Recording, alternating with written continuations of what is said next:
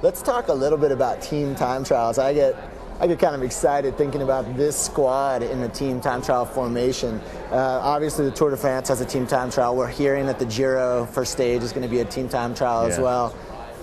You've proven this year that you are one of the top time trialists in the world. Bradley Wiggins is clearly one of the best pursuiter possibly of all time. Dave Miller, Dave Zabriskie, Swain Tuft second at the World Championships, Danny Pate, U23 World Time Trial Champion. Who am I forgetting? I mean, Tyler Farrar, prologue master. Rider National Champion. Rider, Canadian National Time Trial Champion. I mean, that on paper. We don't have enough spots. Really, I mean, that is the question, and I don't envy Jonathan Vaughters. I mean, the Grand Tour team selection is going to be, if anything, much harder than it was in 2008. Yeah. But that's great.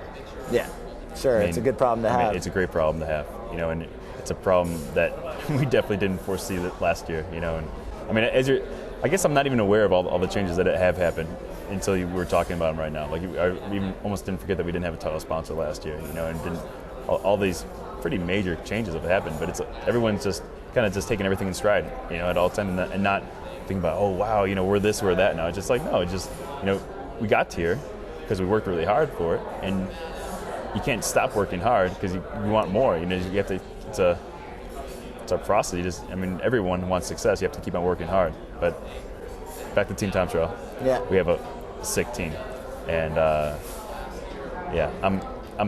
you could be almost nervous about what it's going to be like and how fast you're going to be going. It's good.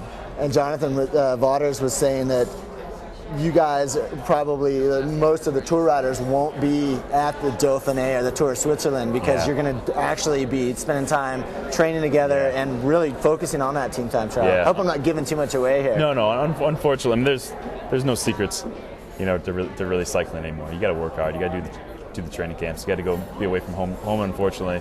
But a lot of times with the training camps, not luckily, by choice, we've had Girona be our center of operations in Europe, and most of us live there. So, our training camp is going to be, I'm sleeping at home, which is really nice, and it's a lot of stress off myself and my family and all my teammates.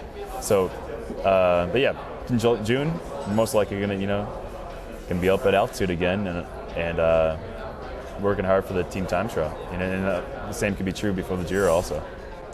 I know that because of your ride at the Tour and other rides, Missouri, you're seen as the leader of the team. When you're out with the guys in the group, headed out to the bars, is that a role that you sort of take all the time? Is it specific to on the bike, or your personality? How does it work? And sort of just hanging with the boys. Is it because of what happens on the bike? Is it by default, or how do you see yourself off the bike, just in a social setting like this?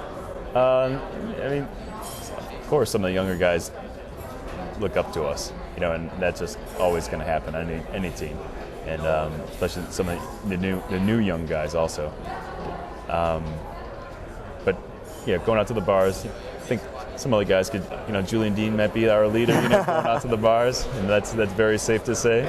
But no, I think the good thing about this team is everyone can assume roles really well, and I'm not going to stand there and be a dictator at all times and try to fight for my position. It's like if someone's just like in a bike race, if someone's going really well and someone is killing it, we're going to work for that guy. I'm not going to go in there and every day and just be in that stance. I want my teammates to do well, and if they're taking the pressure off me, even better. And then some of that is what this camp has been about. The paintball exercises, you guys put Stephen Koza and Dan Martin in leadership roles. Yeah. We saw you guys in the kitchen. Everybody gets a different task and putting dinner together for the sponsors.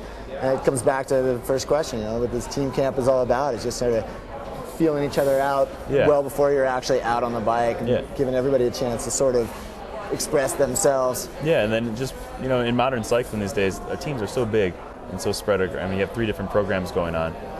There's a good chance you might not see one of your teammates again until this camp next year. Very good possibility. There's a couple of guys that I only raced with one time this year. And I hadn't seen Dan Martin since Circuit of Sarthe. In April. Yeah, that was a long time ago, and wow. So that's part of it, just being ready, just making friendships and having a good time.